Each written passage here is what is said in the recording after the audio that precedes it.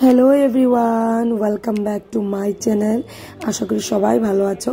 আমিও মোটামুটি ভালো আছি। আছি কোনো রকম, কারণ গলার ব্যথা আবার সেই শুরু হয়ে গেল। এটা তো আমার ডেইলি রুটিনের মধ্যে একটা রুটিন হয়ে গেছে। তো যাক, আর কি বলবো, প্রত্যেক দিন আর কত বলবো এই কথাটা, তোমরাও বোর হয়ে যাবে, আমিও বোর হয়ে যাব। তা এখন ছিল সকাল 7:30 বেজেছিল। তা আমি আমার ব্লগটা স্টার্ট করছি সকাল 7:30 থেকে। আশা করি তোমাদের ভালো লাগবে, তো দেখতে থাকো। দেখো, সকালবেলা আমি আজকে রান্না হবে আমাদের ডিমের ঝোল, আমিই রান্না করব। তো ডিমগুলো সেদ্ধ বসিয়ে দিয়েছি। আগে ডিমগুলো ধুয়ে নিয়েছিলাম। ডিমগুলো সিদ্ধ বসিয়ে তারপর আমি এক গ্লাস জল নিয়ে বসে গেলাম।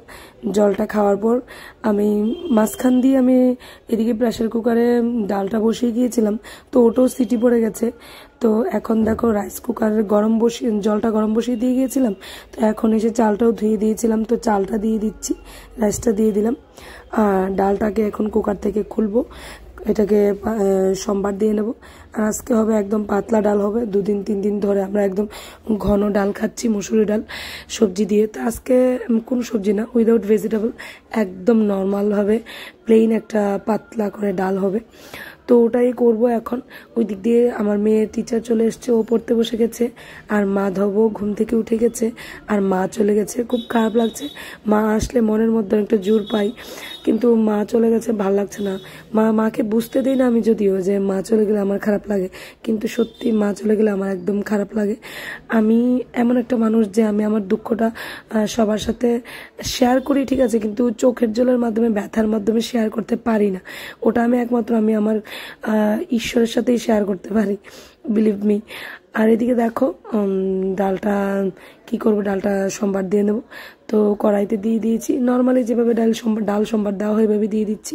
আর নামিয়ে ইদানিং আবার শোনাই লেবু পাতার স্মেলটা, ফ্লেভারটা খুব ভালোবাসে, তো ওটা দিয়ে দেবো। ডালটা নামিয়ে লেবু পাতা দিয়ে বাস ঢেকে রেখে দেবো। তো খাওয়ার সময় লেবু পাতাগুলি তুলে ফেলে দেবো, বাস। ওইদিকে দেখো, ডিম মোটামুটি একটু হালকাভাবে সেদ্ধ হয়ে যাওয়ার পর আমি আলু কেটে দিয়েছেন আমার শাশুড়ি মা, তো আলুগুলি বসিয়ে দিয়েছি। ডিম আলু দিয়ে পাতলা করে একটা ঝোল হবে। আর হবে ডাটা দিয়ে, আর সরি, কুমড়োর ডাটা দিয়ে আলু ভেঙে একটা তরকারি। আর ওইদিকে প্রেসার কুকারে আমি বসিয়ে দিয়েছি, কিছু আনারস ছিল। অনেক দিন ধরে আমার হাজব্যান্ড বলছিল যে আনারসের চাটনি খাবে, তো ওটাই করব। প্রেসার কুকার আগে সিটি দিয়ে নেবো আনারসটা, তারপর এটাকে নামিয়ে একটু ঠান্ডা করে মিক্সারে পেস্ট করে নেব। তারপর নর্মাল যা মশলা আছে এগুলো দিয়ে ফোড়ন দিয়ে দেবো, বাস। এভাবেই আনারসের চাটনি করি। আর আনারসের চাটনির মধ্যে কিশমিশ, কাজু বাদাম ইচ্ছে করলে তোমরা দিতে পারো। আমার ঘরে কিচ্ছুই নেই, এজন্য আমি কিছুই দিইনি। তো দেখো, আনারসের চাটনিটা লবণ হলুদ দিয়ে আনারসগুলিকে কেটে দেওয়া হয়েছে, এগুলোকে আমি সিটি দেওয়ার জন্য বসিয়ে দেবো। আর যেহেতু এটা চাটনি, তো আমি লোহার কড়াইতে করব না, যদি একটু তেতো লাগে এজন্য অন্য একটা কড়াইতে করব। আর ওইদিকে আমি আমার শাশুড়ি মাই কেটে দিয়েছেন কুমড়োর ডাঁটাগুলি, তো এগুলোকে ভালোভাবে ধুয়ে নিচ্ছি। যা পরিমাণ বালি ছিল এগুলোর মধ্যে, তো এগুলোকে ভালোভাবে এই জন্য ধুয়ে নিচ্ছি যাতে বালি না থাকে। যদি বালি থাকে তাহলে আমার হাজব্যান্ড একদমই মুখে দেবে না। আর এটা আমার হাজব্যান্ডও ভালোবাসে, ডাঁটাগুলি খেতে খুব ভালোবাসে। আলুটা খায় না, কিন্তু ডাঁটাগুলো খায়। তো মাঝখান দিয়ে কিছু বাসন ছিল, তো এগুলোকেও একবারে মেজে নেব। এগুলো ডাঁটাগুলো ধুয়ে এক সাইডে রেখে দিয়েছি, বাস। বাসনগুলো মেজে চলে এলাম আমি বেডরুমে।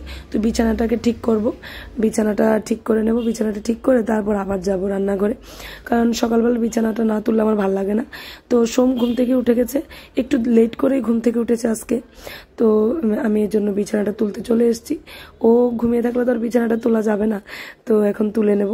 আর মাধব তো উঠে গেছে। তো আমি গতদিন যে ড্রেসগুলো পরে বের হয়েছিলাম এগুলোকে একটু রোদ্রে দিয়ে দিয়েছিলাম, আর একটু রৌদ্র লাগার পর এগুলোকে বাস গুছিয়ে নেব।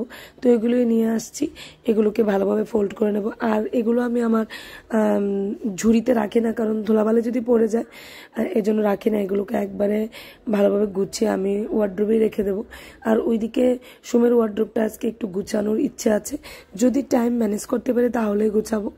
তো এটা গোছানোর পর চলে এসেছি আবার রান্নাঘরে। দেখো, কড়াই বসিয়ে দিয়েছি, এদিকে শুকনো লঙ্কা দিয়ে দিয়েছি, আর কালো জিরে ফোড়ন দিয়ে দিয়েছি। আর এখন রান্না করবো আমি কুমড়োর ডাঁটা আলুর তরকারিটা। তো প্রথমে যে আলুগুলি তোমরা দেখতে পেলে যে সেদ্ধ করে নিয়েছি ডিম আলুর ঝোলের জন্য যে আলুগুলি সেদ্ধ করেছি, এর সাথে কিছুটা বেশি করে আলু দিয়ে দিয়েছি যাতে এই সবজিটাও হয়ে যায়। তো এই আলুটাকেই দিয়ে দিলাম কালো জিরে ফোড়ন দেওয়ার পর, তারপর কুমড়োর ডাঁটাগুলি দিয়ে দিয়েছি। বাস একটু লবণ হলুদ দিয়ে নেড়ে চেড়ে বাস দেখে দেবো। আর আজকে সিমের বিচিও শেষ হয়ে গেছে, কিছুই নেই বলতে পারো ঘরের মধ্যে, অনেকটাই শেষ। তো সিমের বিচি ছাড়াই রান্না করছি। আর এইদিকে যেহেতু আমার প্রেশার কুকারে সিটি পড়ে গেছে আনারসগুলি, তো আনারসগুলিকে পেস্ট করে নিয়ে এসেছি, একটু গরম জল দিয়ে দিয়েছি, বাস শুকনো লঙ্কা আর কি যেন বলে সর্ষে ফোড়ন দিয়ে টকটাও বানিয়ে নিয়েছি। আর তরকারিটাও হয়ে গেছে, দেখো নর্মালি তরকারিও হয়ে গেল, টকও হয়ে গেল, ডালও হয়ে গেল। এখন রান্না করব ডিমের ঝোলটা।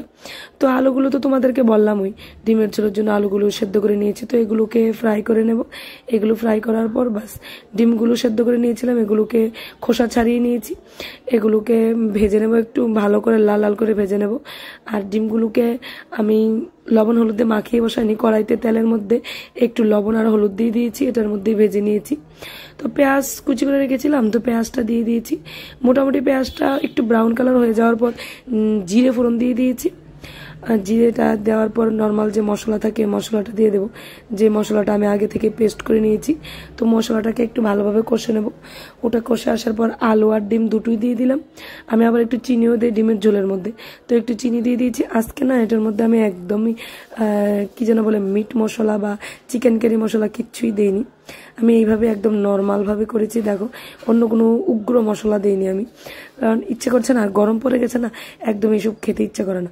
তো এদিক দিয়ে ডিমের ঝোলটা ফুটতে থাকুক, আর এদিক দিয়ে মাধবকে খাইয়ে নিই। কিন্তু ও খাওয়ার জন্য খায়নি, ভাতগুলি খাওয়ার জন্য প্রচণ্ড বায়না করছিল, খাবে না বলছে। দেখতেই পাবে তোমরা কি কান্নাকাটি শুরু করে দিয়েছি। 1-2 গ্লাস দেওয়ার পর বাকি ভাতগুলো ও খায়নি, তো এগুলো আমার ফেলে দিতে হয়েছে। প্রত্যেক দিন খাওয়ার সময় এরকম বায়না করে, আর বলছে শুধু ওকে পপকর্ন এনে দিতে। তো পপকর্ন এনে দেওয়ার পরেই চুপ করেছিল। তো দেখো আমাদের রান্নাও হয়ে গেছে। কি কি রান্না হয়েছে দেখে নাও, যা যা রান্না করেছি তোমাদের সাথে শেয়ারও করলাম। এখন ফাইনাল লুক দেখে নাও।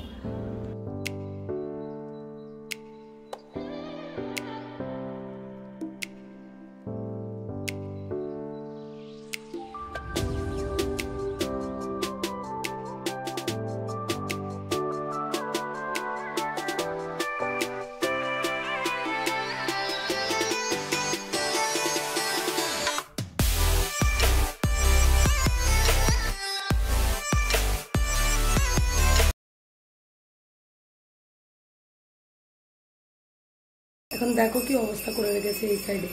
আর বিছানা তো দেখাবোই না, একবার গুছিয়েছি আবার করেছে।